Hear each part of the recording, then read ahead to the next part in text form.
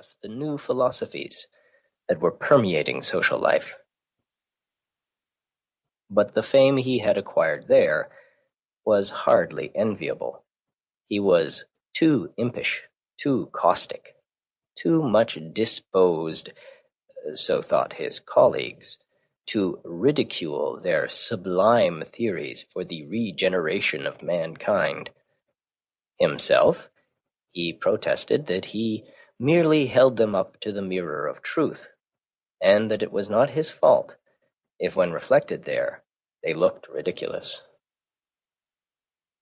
All that he achieved by this was to exasperate, and his expulsion from a society grown mistrustful of him must already have followed, but for his friend, Philippe de Vilmorin, a divinity student of Rennes, who himself was one of the most popular members of the literary chamber.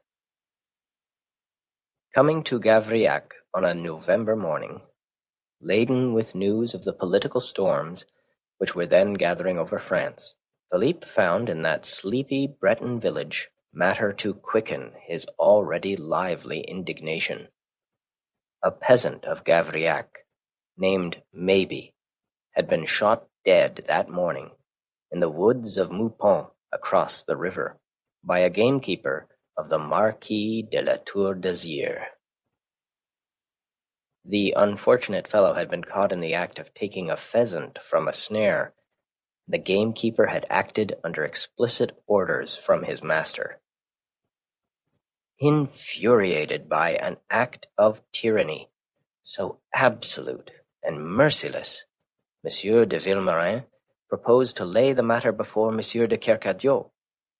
Mabby was a vassal of Gavrillac, and Vilmorin hoped to move the Lord of Gavrillac to demand at least some measure of reparation for the widow and the 3 orphans which that brutal deed had made. But because Andrew Louis was Philippe's dearest friend, indeed his almost brother, the young seminarist sought him out in the first instance.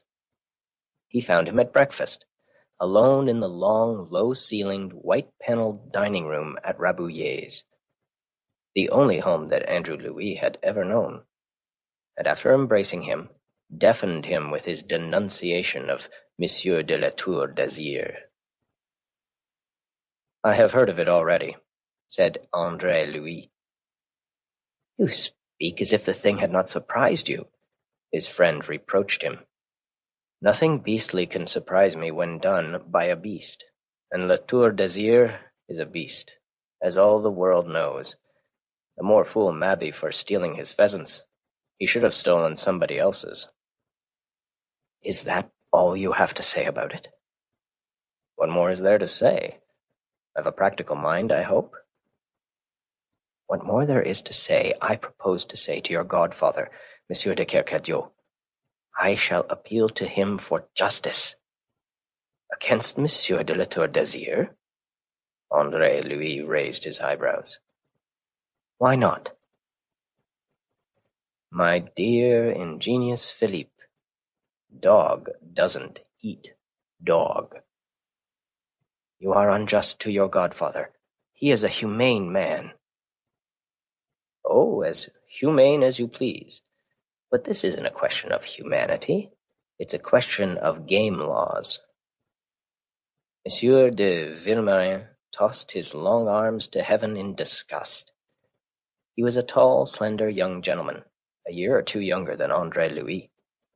He was very soberly dressed in black, as became a seminarist, with white bands at his wrists and throat and silver buckles to his shoes. His neatly clubbed brown hair was innocent of powder. "You talk like a lawyer," he exploded. "Naturally, but don't waste anger on me on that account. Tell me what you want me to do." "I want you to come to Monsieur de Kercadiou with me, and to use your influence to obtain justice.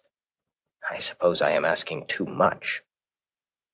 "My dear Philippe, I exist to serve you.